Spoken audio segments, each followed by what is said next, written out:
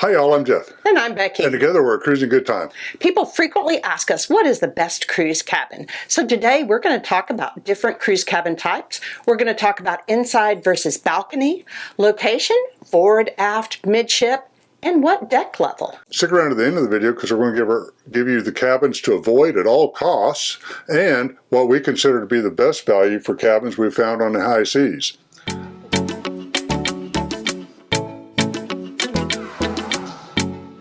I just want to take a quick second to say thanks a lot to our subscribers for coming back and watching our video. If you just found us with this video, please give us a like and subscribe. Consider joining our community. We try to put out really quality video about once a week. So first, let's talk about those inside cabin. Of course, the big benefit is that they are less expensive. Now for the con. Typically, they are much smaller than the balcony cabins.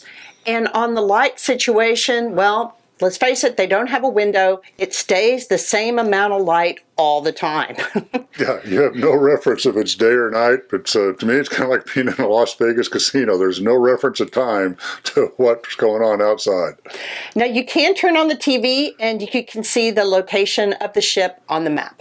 Inside cabins have less square footage and could have a smaller bathroom as well.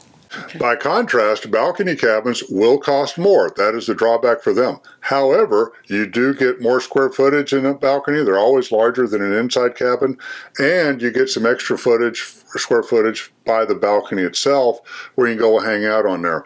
Other advantages of a balcony cabin is that you do have a frame of time for whether the sun's up or down because you can see the outside. But it's real convenient just to pop out on that balcony, see if it's raining, do I need a jacket going to port today, what does the port look like, so on and so forth. So it's really convenient to do all that.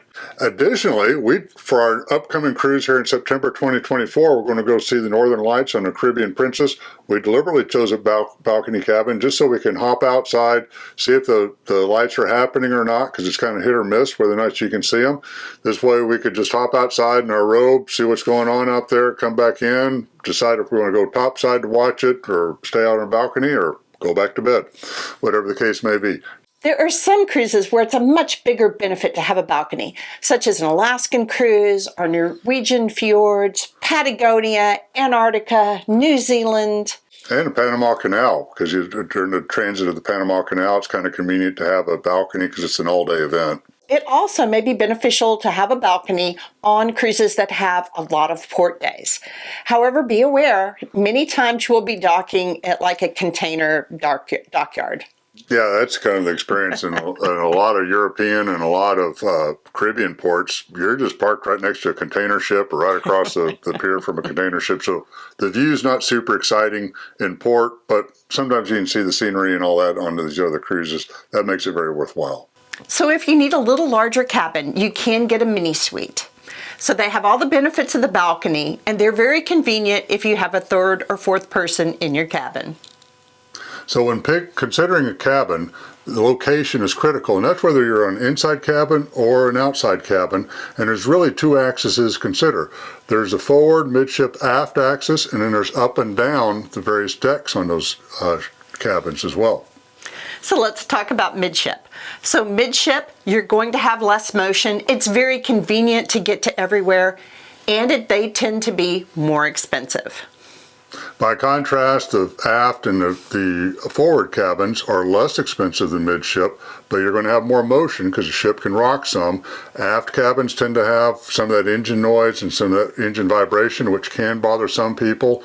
Some people don't care about it, and they buy those beautiful aft cabins that have that beautiful wake view on that back side out there.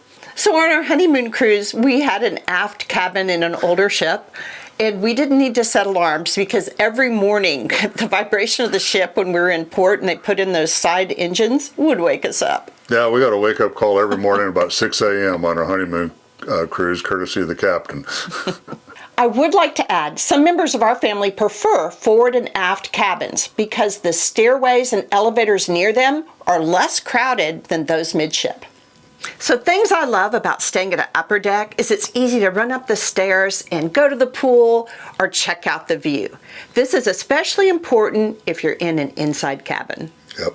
The biggest downside for the upper deck is there's more motion, and you need to be careful about selecting your cabin because those directly below the pool deck chairs will have early morning noise. Yeah, you can hear the deckhands rearranging the chairs pretty easily on some of those mornings.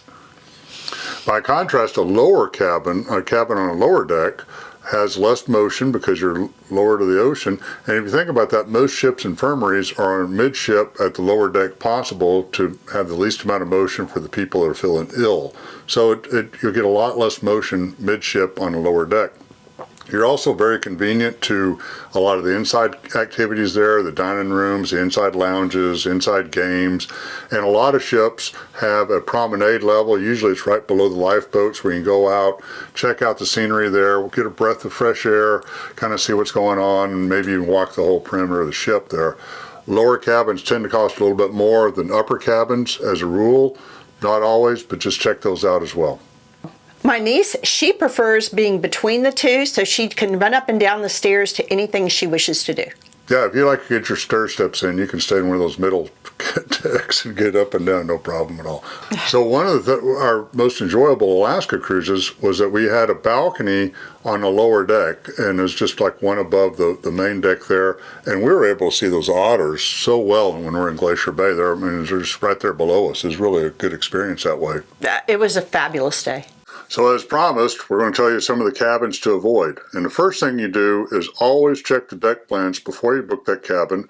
And here's a hint. When you're looking at deck plans on a web page, they don't necessarily line up forward and aft.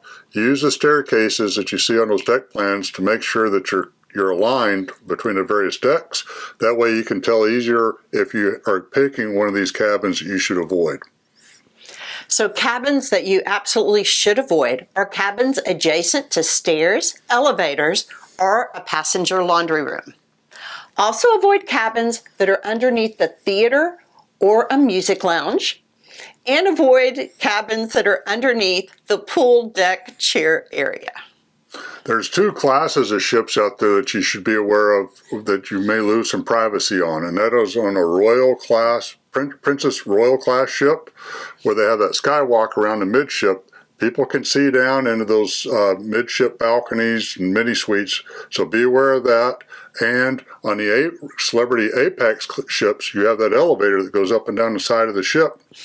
Well, as it goes up and down, they can see inside those balconies as you go up and down as well. So just be aware of those when you go choose a cabin as well, if you want some privacy.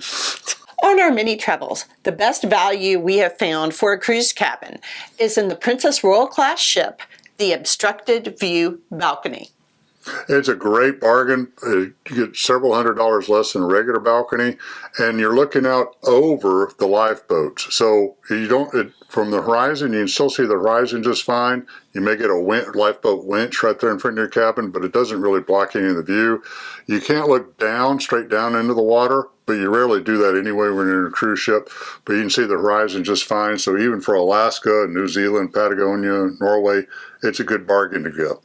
And before I select my cabin there, I also check the deck plans and maybe see if I can find that same room on the internet. Absolutely. Always check your deck plan so you know where you're getting. So it's important to note that if you're concerned about motion sickness, book a low cabin in the middle of the ship. We hope you've enjoyed this video. Thank you so very much for watching. If you liked the video, please give us a like and subscribe and turn on those notifications and come join our community. We'd really like to have you on board. Until next time, have a cruising good time.